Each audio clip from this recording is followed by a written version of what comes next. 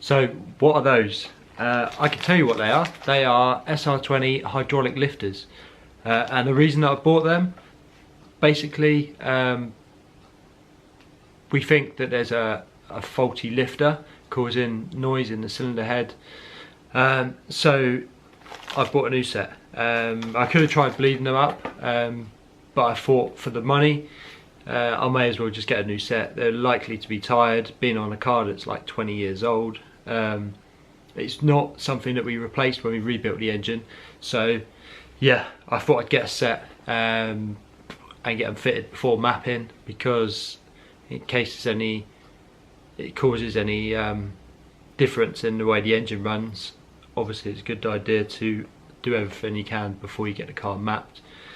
So yeah, that's one of the things, and I've got a whole set to change. Lucky me, I cannot wait. So yeah, I will show you that in the future. Not right now. I need to keep the ramp clear for the weekend, so that means keeping the car drivable.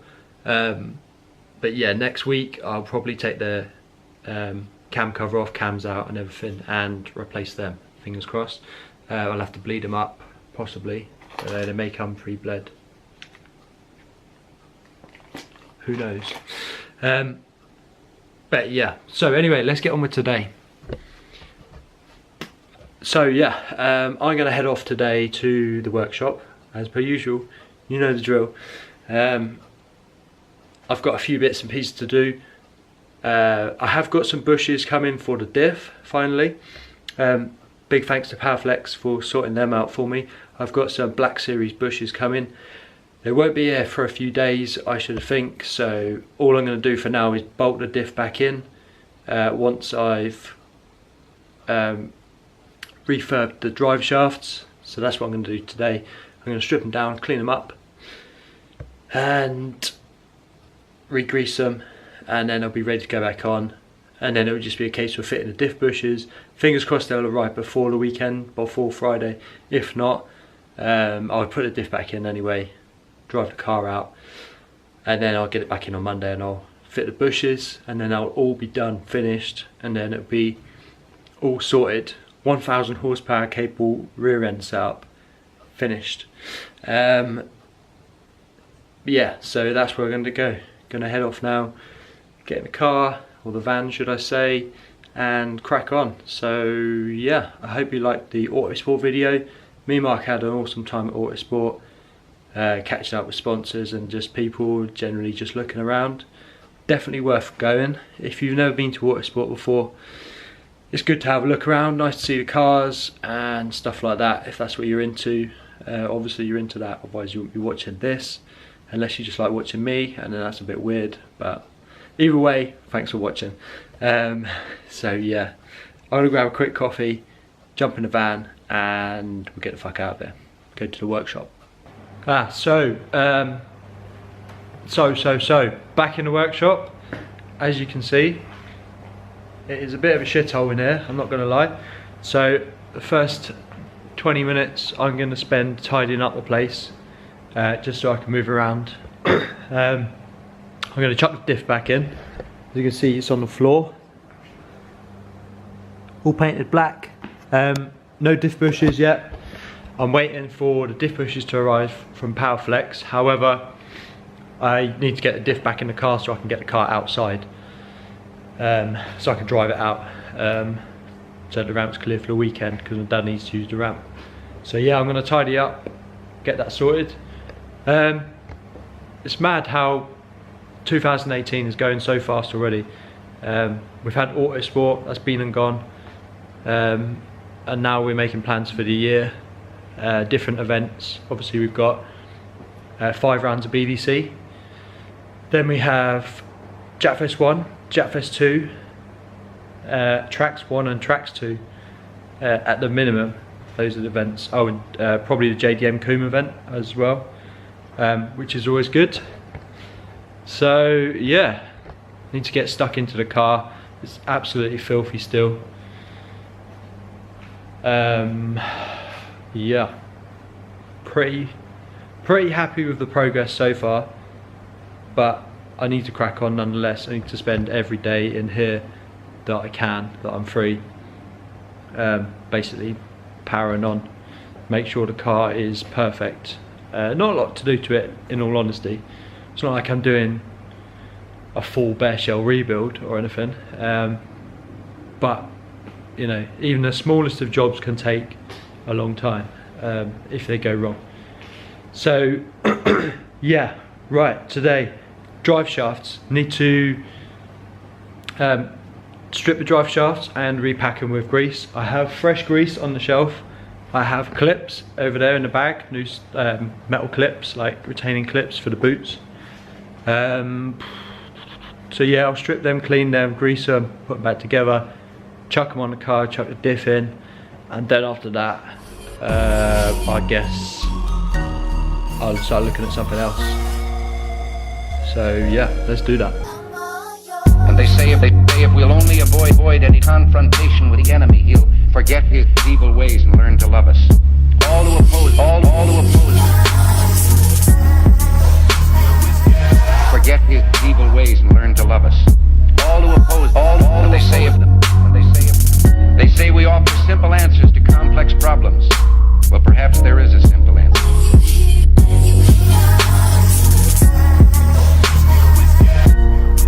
Not an easy answer, but simple. I've just emptied the water tank, which is linked to this, which is a dehumidifier. We actually have two of them. There's one over there as well. Basically, it gets very damp in here. It gets very damp in here. It's actually at 45% humidity at the moment, which is really good. Apparently below 40%, I think it is, corrosion can't occur or rust. So yeah, ideally you want to keep the humidity as low as possible, and it's not like, it's like a corrugated kind of like cowshed type building. It's just cold and damp, so we got dehumidifiers to try and keep the corrosion down. Stops your tools going rusty, and your car, obviously Nissan's rust anyway. So yeah, that is the dehumidifiers. Exciting fact for you there. Right, so quick tidy up done. We're just left with diff, prop shaft, that way, wheel, exhaust, and now I'm going to take drive shafts off, pack them with grease. So I can show you the grease now. So let me show you the inside of the drive shaft gaiter. As you can see, the grease looks pretty dark and nasty. I'm not actually sure what type of grease this is, but it was different to the other end, which I've already done. So I don't know, it looks almost like wheel bearing grease, not CV grease. And as you can see, like the new CV grease there is grey in colour. That's kind of what CV grease normally looks like, not like this. This is the sort of grease you pack wheel bearings with. So I don't know what's going on there, but I'm going to clean it out and pack it again with the CV grease. So drive shaft's back on the car, diff's in, wheels are on, everything's tight. Only thing it's not on is the exhaust, because I'm going to have to bring the diff back down probably to change the bushes at the front when they arrive. But it's good enough to go out now, so in the morning, or rather the weekend, we can get it out when my dad needs to use the ramp. So yeah, this is the car in its current state. Looking a bit sorry for itself. Put the battery on charge. It's on a battery conditioner, so it maintains the charge pretty much without overcharging it.